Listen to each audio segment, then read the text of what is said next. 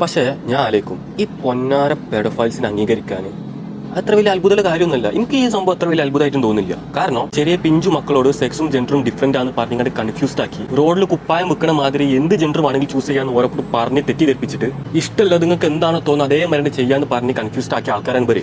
പുറം നാട്ടിൽ നോക്കിയാൽ കാണുള്ളൂ ഡ്രാഗ് ക്വീൻസിനെ ലൈബ്രറിയിലും ചർച്ചിലടക്കം ഇട്ട് തുടങ്ങിയിട്ട്. കുണ്ടന്മാർക്ക് ഫ്ലാഗ് ഉണ്ട് ഇഷ്ടാ. പിന്നെ ഇവർക്ക് ഫ്ലാഗ് ഉണ്ട് ഇട്ടാ. ഈ പെഡോഫൈൽസിന് ഫ്ലാഗ് ഉണ്ട് അറിയോ? അപ്പൊ കുണ്ടന്മാർക്ക് ഫ്ലാഗ് ഉണ്ട്, ഇവർക്കും ഫ്ലാഗ് ആലോചിച്ചൊക്കെ റേഞ്ച്. ഇവിടെ ചെങ്ങായ പട്ടി ആവണേനും പൂച്ച ആവണേനും ഒക്കെ ആൾക്കാർ അംഗീകരിച്ച് തുടങ്ങിയിട്ടുണ്ടെങ്കിൽ അല്ലെങ്കിൽ അംഗീകരിച്ച് കഴിഞ്ഞാൽ പിന്നെ ഇതാണ് വലിയ പ്രശ്നം. കുട്ടികളെ സെക്ഷലി അട്രാക്റ്റഡ് ആവുന്ന ആൾക്കാർ ആണോ അതിനെന്താ ആയിക്കോട്ടെ സമ്മതിച്ച് ഇത്ര ഉള്ളൂ.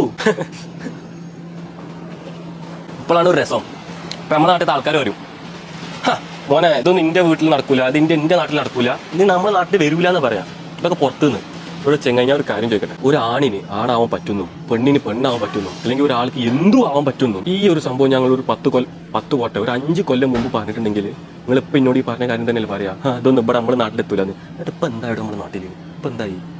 ആൾക്കാർ അംഗീകരിച്ചു തുടങ്ങിയില്ലേ? നിങ്ങളൊക്കെ എവിടെയാണ് അപ്പോൾ? നിങ്ങൾ യൂറോപ്പ് പോയി നോക്ക്, അമേരിക്ക പോയി നോക്ക്, കാനഡയിൽ പോയി നോക്ക്. ഒരു പട്ടി ആവാനും പൂച്ച ആവാനും ലീഗലി മൂവ് ചെയ്തിട്ട് തന്നെ അവർക്ക് ആവാൻ പറ്റും. ചിന്തിക്ക് മക്കളെ, നിങ്ങൾക്കൊന്നും സ്വപ്നത്തിൽ പോലും വിചാരിക്കാത്ത കാര്യങ്ങളാണ് ഇവിടെ നടന്നുകൊണ്ടിരിക്കുന്നത്, ഇനി നടക്കാൻ പോകുന്നതും. പിന്നെയുള്ള ഒരു കാര്യം എന്താ വെച്ചാൽ